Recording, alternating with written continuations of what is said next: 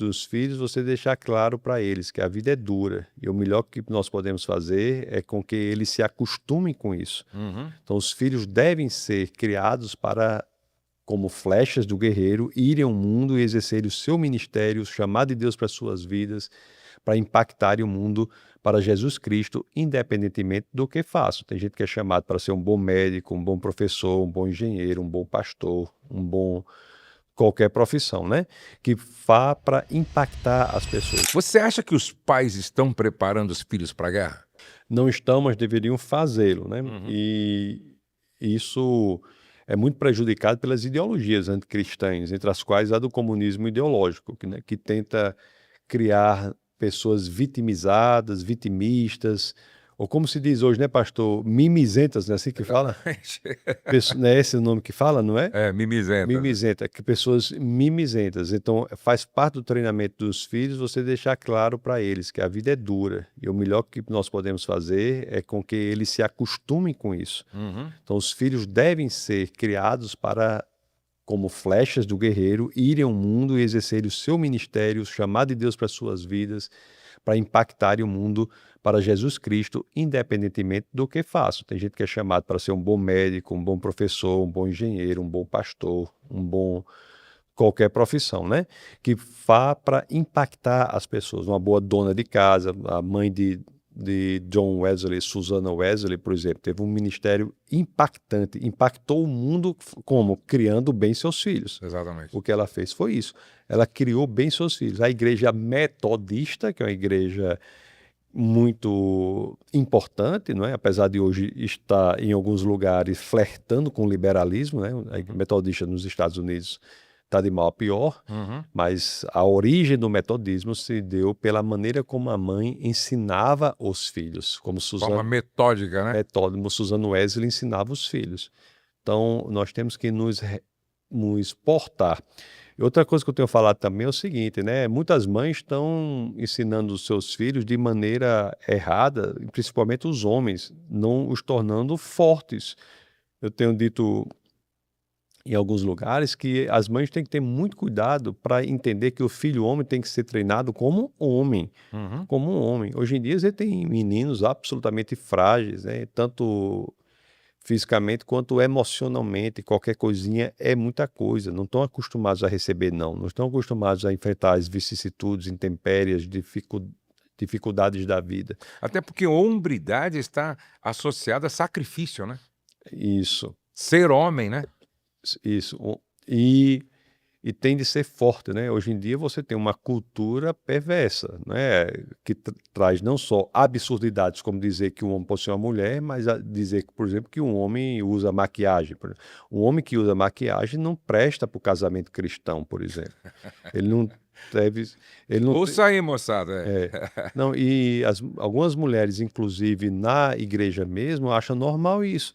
Porque não, quando eu digo que não presta, é porque ele não será capaz de exercer o que está lá em Efésios, no capítulo 5, no verso 25, que diz que a relação do marido com a esposa é exemplificada pela relação de Cristo com a igreja. Cristo foi capaz de morrer pela igreja, foi isso que Cristo fez. Então, o homem do casamento cristão, ele tem que ser capaz de morrer por sua esposa, morrer por sua família. E hoje em dia, as mocinhas, mesmo dentro das igrejas, e a família tem que ensinar a mocinha a fazer isso, a procurar um rapaz que não use maquiagem, procurar um rapaz que não seja uma amiguinha para ela. Tem mocinhas hoje que estão procurando uma amiguinha, como se for um homem, como se fosse uma amiguinha, não é? Eu tenho dito assim de maneira bastante clara, porque nós temos que salvar a próxima geração, né? Tem mocinhas que estão procurando um rapazinho e querem ficar de mão dada com ele, os dois juntos assistindo o dorama e chorando, não é, pastor? Então, Essa é boa. então assim, um homem no casamento bíblico, ele não pode ficar assistindo dorama de mão dada com sua namorada e chorando, né? O homem tem que ser capaz de resolver o problema. Então, a masculinidade, a feminilidade são elementos que têm que ser hoje ensinados pela igreja. É por isso que eu tenho insistido. Nós temos aqui a nossa casa de restauração de casamentos e quando a gente ministra sobre paternidade, nós temos insistido nesse aspecto de formar filhos para a guerra, formar guerreiros. Não é? Isso, muito bom. Outro dia eu estava jantando com umas 6 meninas que já estavam na idade de se casar. Elas estavam solteiras, mas já estavam passando até da idade de se casar, né? E aí eu perguntei, mas na faculdade vocês não encontram alguém, né, com o qual vocês podem construir uma família? Aí uma delas disse, pastor, a gente até encontra um rapaz bonito e tal. Quando a gente chega para conversar, ele fala assim, eu já tenho namorado, né? Eu já tenho namorado. E eu tenho dito que é responsabilidade dos pais, não é, criar filhos para que eles sejam homens. E não só sejam homens, mas homens treinados como guerreiros para a guerra, né? Uma das piores situações de alguém que está em guerra é não saber que está em guerra. E é isso que está acontecendo. Exatamente. Muitos acham que não estão numa guerra. Uhum. E nós sabemos, pastor, que de cada 4 jovens, 3 abandonam o cristianismo nos últimos anos do ensino médio, jovens cristãos Uhum. abandonam o cristianismo nos últimos anos do ensino médio ou mesmo na universidade, principalmente na universidade.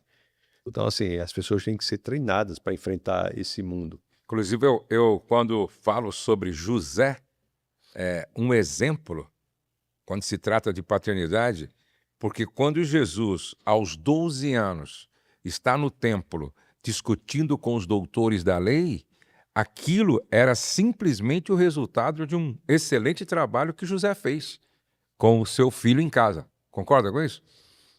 Eu imagino que sim, né? É um tempo aí da vida de Jesus que nós não temos muita Bíblia, escritura sobre isso, mas certamente o filho é produto do que os pais fazem. Os pais têm que treinar Eu os penso filhos. que José praticou Deuteronômio capítulo 6, né? Falar sobre as escrituras de dia, de noite, quando anda, quando senta. Exatamente, quando senta, exatamente.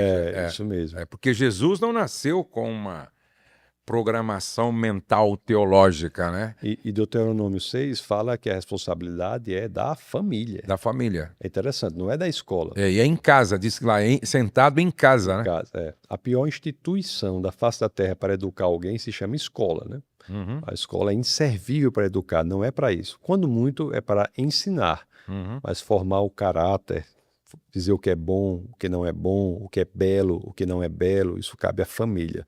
A família tem muitas vezes terceirizado isso, viu?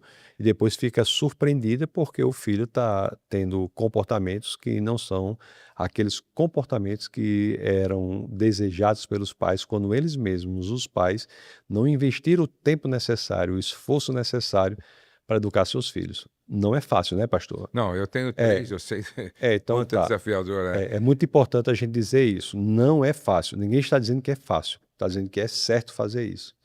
Você falou também, em um bate-papo, você estava falando sobre a importância de os pais não ensinarem apenas obediência, né? Mas sim discernimento.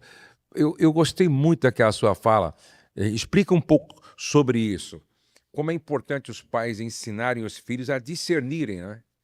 Aquilo que é certo, o que não é certo, e não apenas obedecer.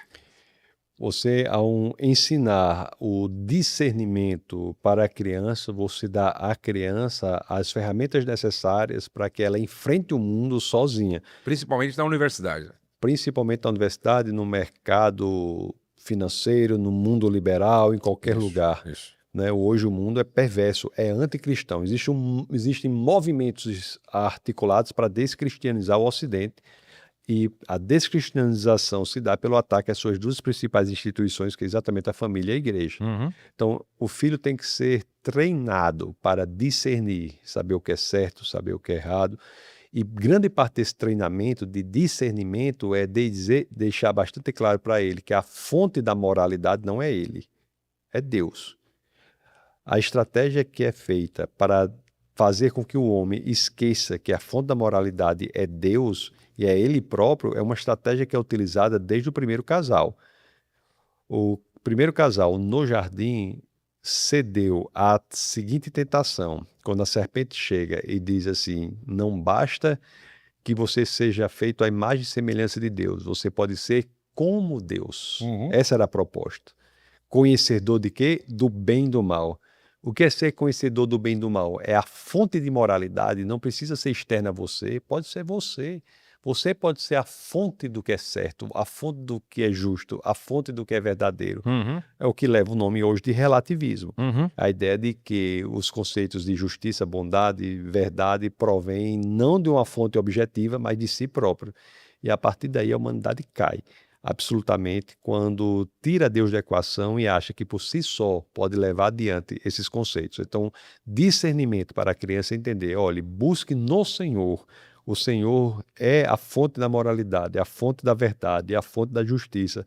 É vacinar. Eu não posso usar nem vacinar, porque vacina depois desse negócio não presta mais para nada. É um antídoto, digamos Aham, assim. aham. Não é? É um antídoto contra o relativismo. Muito bom.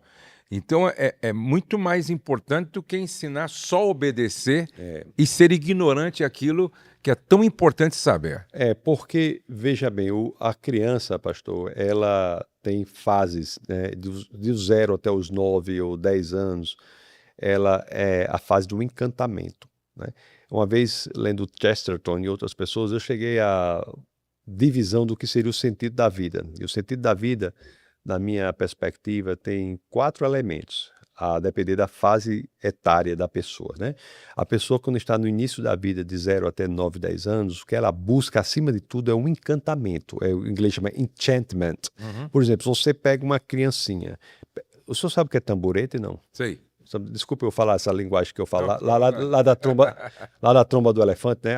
Aqui o pessoal tem uma linguagem mais chique aqui, não é? É outro nome que fala, é banquinho, né? Banquinho, banquinho. Mas eu vou falar tamborete com a sua licença, tá À bom? vontade, à vontade. Então, se eu pego um tamborete, pega uma criança, a criança sobe o tamborete, aí pula, aí você tem que fazer isso 1000 vezes para se satisfazer. Então, a vida é uma explosão de encantamento para ela, desde uma coisa tão simples dessa que ela quer repetir, repetir. Então, a criança nessa idade, ela tem que ser exposta a tudo que é bom, belo e verdadeiro.